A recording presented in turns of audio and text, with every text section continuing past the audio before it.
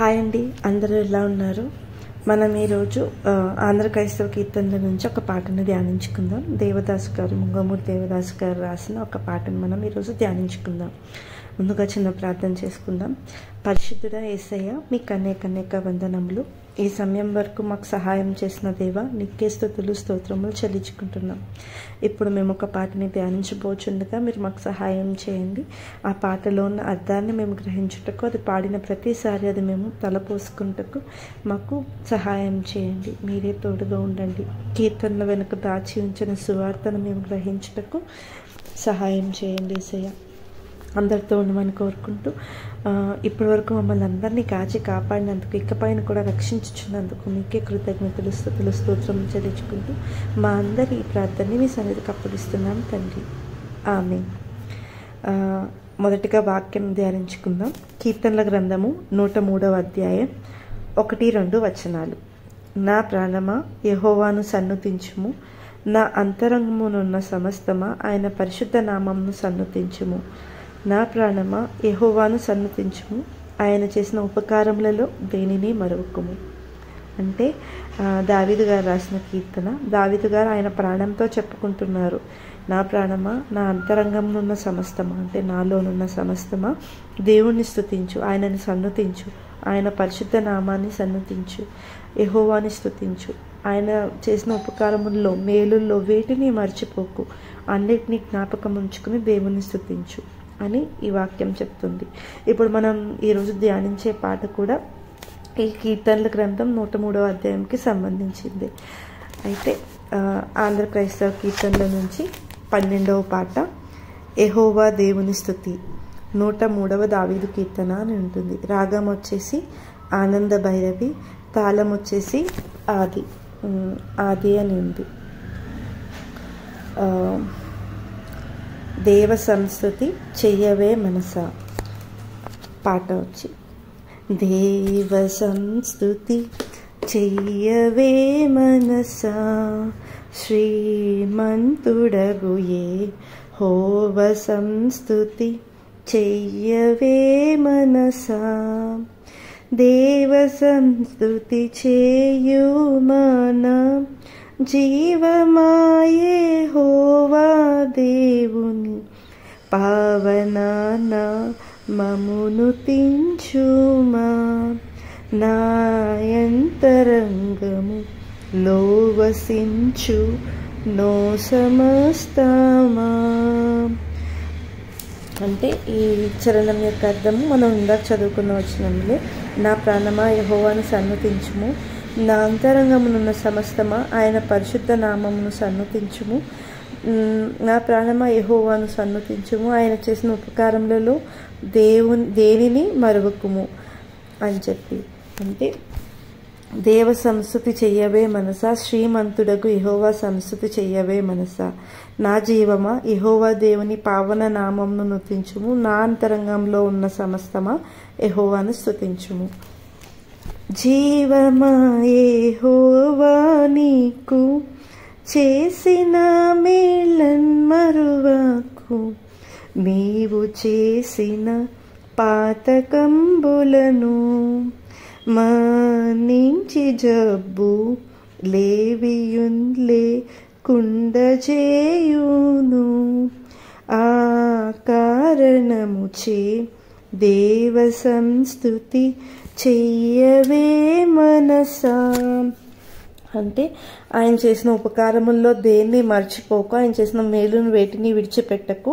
ఆయన నీ దోషములన్నిటినీ క్షమించువాడు, నీ సంకటములన్నిటినీ కుదుర్చువాడు.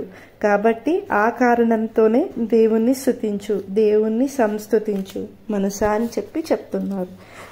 చావుగోతి నుండి నిన్ను లేవనెత్తి దయను కృపను, చావుగోతి నుండి నిన్ను లేవనెత్తి దయను కృపను, జీవకిరీటముగవేయును. నీ శిరసు మీద జీవకిరీటముగవేయును. ఆ కారణముచే దేవ సంస్తుతి చెయ్యవే మనసా శ్రీమంతుడకు యెహోవ సంస్తుతి చెయ్యవే మనసా. అంటే వచనంలో చూస్తే 4వ వచనం, సమాధిలో నుండి నీ ప్రాణమును విమోచించుచున్నాడు, కరుణా కటాక్షములను నీకు కిరీటముగా ఉంచుచున్నాడు. చావుగోతు నుండి మనల్ని లేపుతున్నాడు, అంటే సమాధిలో నుండి మనల్ని కాపాడుతున్నాడు. కరుణా కటాక్షములను, ఆయన దయను, ఆయన జాలిని మనకి జీవ కిరీటంగా, మన శిరస్సు మీద జీవ కిరీటముగా ఇచ్చుచున్నాడు. యవ్వనంబు పక్షిరాజు యవ్వనంబు వలెనే క్రొత్త, యవ్వనంబు పక్షిరాజు యవ్వనంబు వలెనే క్రొత్త, యవ్వనంబై వెలయునట్లుగా మేలిచి నీదు భావమును సంతుష్టిపరచునుగా. ఆ కారణముచే దేవ సంస్తుతి చెయ్యవే మనసా. పక్షిరాజు యవ్వనం వలె నీ యవ్వనం క్రొత్తదగుచున్నట్లు మేలుతో నీ హృదయమును తృప్తిపరచుచున్నాడు. ఎలా అయితే పక్షిరాజు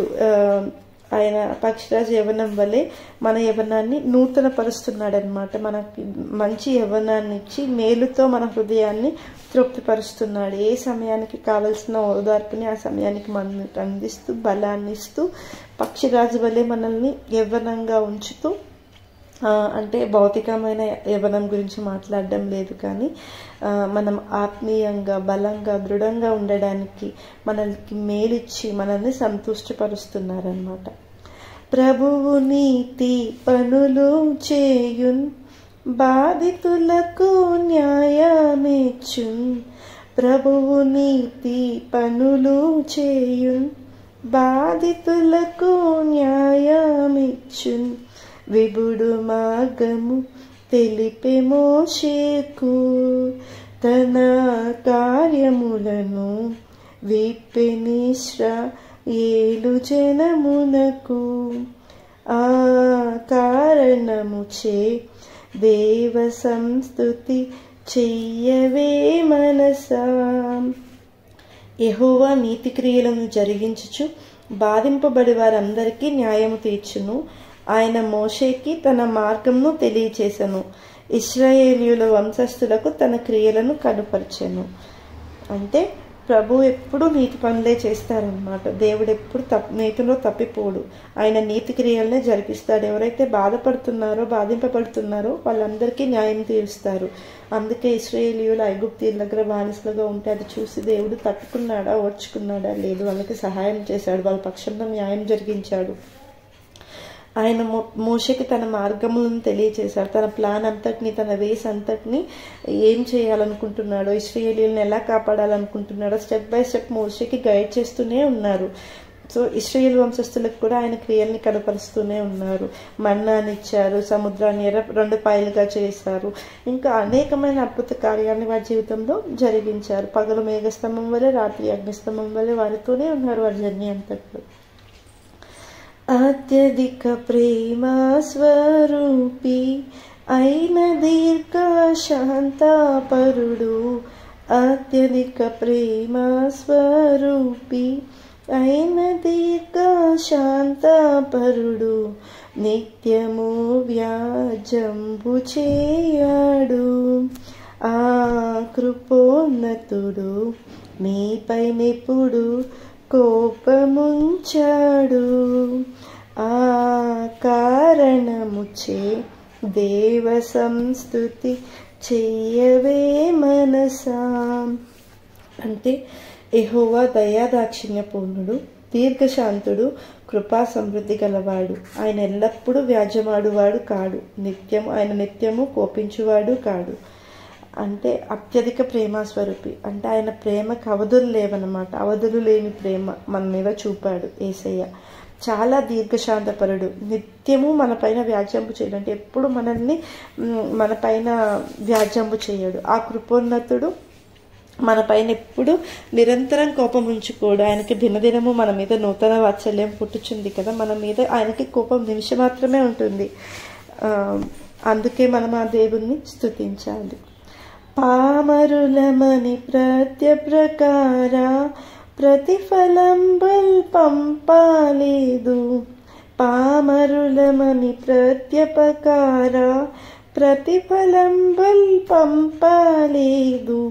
భూమి కన్నా నాకసంబున్న ఏ తుండు దైవ ప్రేమ భక్తి జనులయందున. ఆ కారణముచే దేవ సంస్తుతి చెయ్యవే మనసా. Excuse me. మన పాపములను బట్టి మనకి ప్రతీకారం చేయలేదు, మన దోషములను బట్టి మనకి ప్రతిఫలం ఇయ్యలేదు. భూమి కంటే ఆకాశం ఎంత ఉన్నతంగా ఉన్నదో ఆయన యందు భయభక్తులు గలవారి ఎడల ఆయన కృప అంత అధికముగా ఉన్నది. అంటే ఇప్పుడు మనం ఏదో ఒక పాపం చేశామని మన మీద రివెంజ్ తీసుకోలేదు. దేవుడు మనం చేసిన దోషాలను బట్టి రిజల్ట్ ఇవ్వలేదు. ఆయన యందు ఎవరైతే భయభక్తులు కలిగి ఉన్నారో వాళ్ళందరి మీద దేవుని యొక్క ప్రేమ ఎంత ఉందంటే చాలా అధికంగా ఉంది. భూమి కంటే ఆకాశం ఎంత ఎత్తున ఉంటుందో, ఎంత ఉన్నతంగా ఉంటుందో దేవుని ప్రేమ కూడా మన పట్ల, ఆయన కృప కూడా మన పట్ల అంత అధికంగా, అంత ఉన్నతంగా ఉంది. పరమటికి తూర్పెంత ఎడమో పాపములకును మనకునంత ఎడముకలుగా చేసియున్నాడు. మన పాపములను ఎడముగానే చేసియున్నాడు. ఆ కారణముచే దేవ సంస్తుతి చెయ్యవే మనసా. పడమటికి తూర్పు ఎంత దూరమో ఆయన మన అతిక్రమములను మనకు అంత దూరపరిచి ఉన్నాడు. అంటే ఈస్ట్కి వెస్ట్కి ఎంత గ్యాప్ ఉంటుందో మనకి, మన పాపాలకి, మన అతిక్రమాలకి దేవుడు అంత దూరాన్ని ఏర్పాటు చేసి ఉన్నాడు అనమాట. కొడుకులపై తండ్రి జాలి పడు విధముగా భక్తి పరుల ఎడల జాలి పడును దేవుండు. తన భక్తి పరుల ఎడల జాలి పడును దేవుండు. ఆ కారణముచే దేవ సంస్తుతి చెయ్యవే మనసా. తండ్రి తన కుమారుల ఎడల జాలి పడినట్లు యెహోవా తన యందు భయభక్తులు గలవారి ఎడల జాలిపడను. ఒక తండ్రి తన కుమారుడు, మనం తప్పిపోయిన కుమారుడు కథలో కూడా చదువుకుంటాం కదా, అలాగే మన రియల్ లైఫ్లో కూడా తండ్రి తన కుమారుడు ఎంత తప్పు చేసినా కోపడతాడు, అరుస్తాడు, తిడతాడు, కానీ ఎట్ ద ఎండ్ జాలేస్తుంది తన కుమారుడు మీద. కానీ ఇప్పుడున్న ప్రజెంట్ సిచ్యువేషన్స్లో అసలు రిలేషన్స్కి ఏమైంది, బంధుత్వాలకి ఏమైంది అనేదే పెద్ద క్వశ్చన్ మార్క్ అయిపోయింది కదా. అంటే తల్లి బిడ్డను చంపేస్తుంది, బిడ్డ తల్లిని చంపేస్తున్నాడు, ఇలా రకరకాలైన వార్తలు మనం వింటున్నాం కదా. ఆకస్మికంగా సడన్గా ఎన్నెన్నో జరిగిపోతున్నాయి. కానీ వాటన్నిటికీ మనం భయపడిపోకూడదు, కలవరపడిపోకూడదు. మనకి దేవుడు నేర్పించిందే మనకి గురిగా ఉండాలి. మన తల్లిని మన తండ్రిని మనం గౌరవించాలి, సన్మానించాలి, వారి పట్ల మనం విధేయత కలిగి జీవించాలి. సో తల్లిదండ్రులు కూడా బిడ్డల పట్ల అంతే దయ కలిగి ఉండాలి. నిజంగా మన తండ్రి మన పైన ఎంత జాలి కలిగి ఉంటున్నాడంటే, మనం ఎన్ని తప్పులు చేసినా, ఎన్ని అతిక్రమములు చేసినా మనకు ఇంకొక అవకాశం ఇస్తూనే ఉంటున్నారు. మనము నిర్మితమైన రీతి తనకు తెలిసి ఉన్న సంగతి, మనము నిర్మితమైన రీతి తనకు తెలిసి ఉన్న సంగతి, మనము మంటి వారమంచును, మనము మంటి మారమంచును, జ్ఞాపకము చేసి కొనుచు కరుణ చూపుచుండును.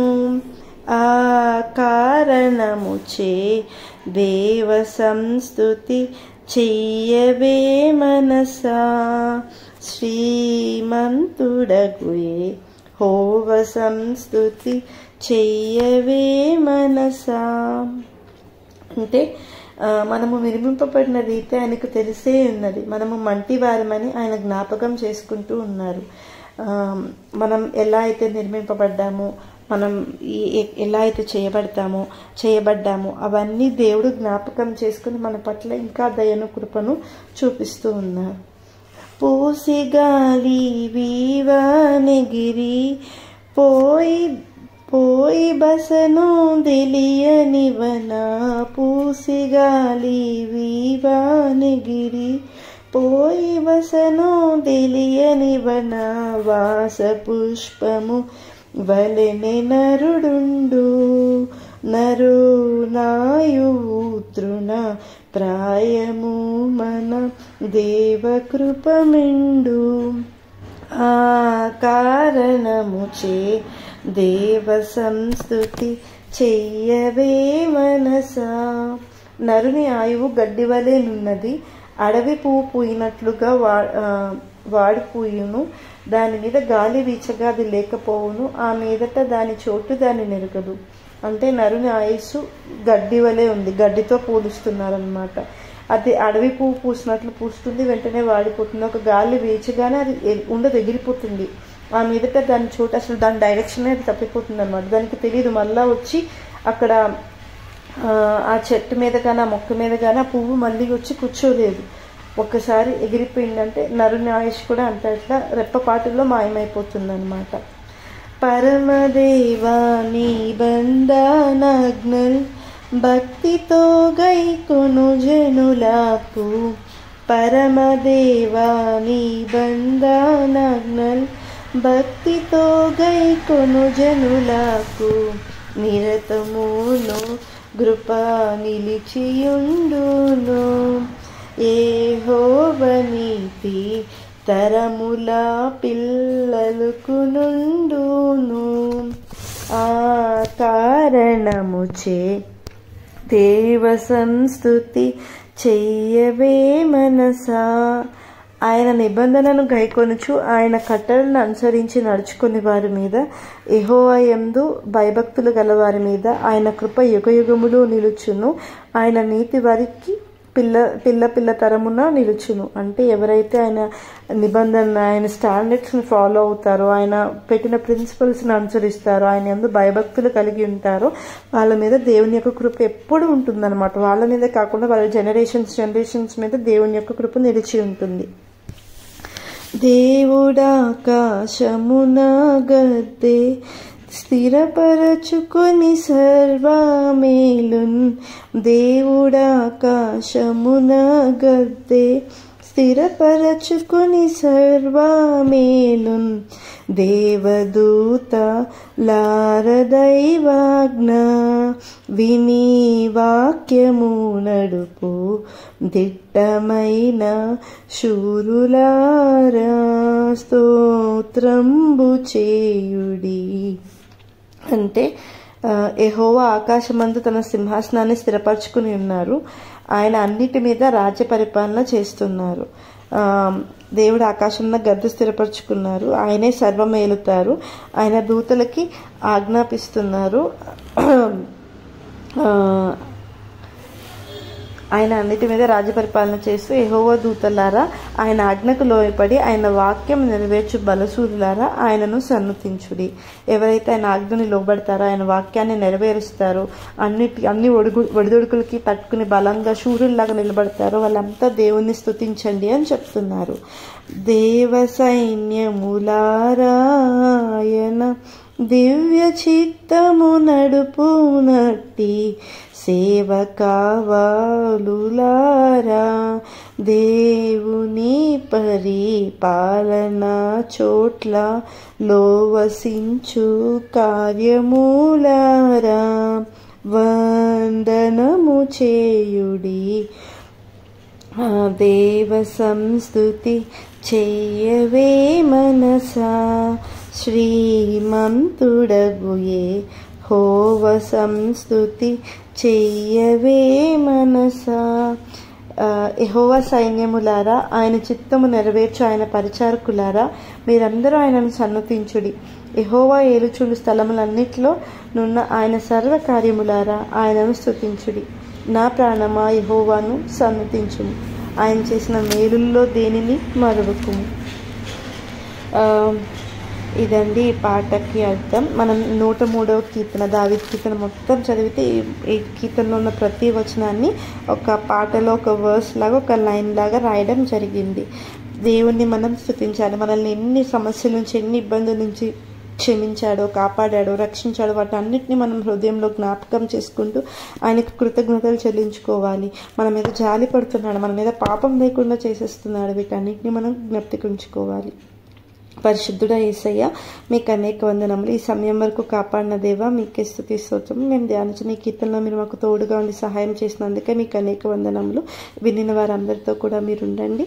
మరలా మేము ఇంకొక పాటను ధ్యానించే వరకు ప్రభా మీ కృప మాపై నుంచండి. మేము ఏమైనా తప్పుగా మాట్లాడుంటే మన్నించమని కోరుకుంటూ నా యొక్క చిన్ని ప్రయత్నాన్ని మీ చేతికి అప్పగిస్తున్నాను తండ్రి. ఆమేన్.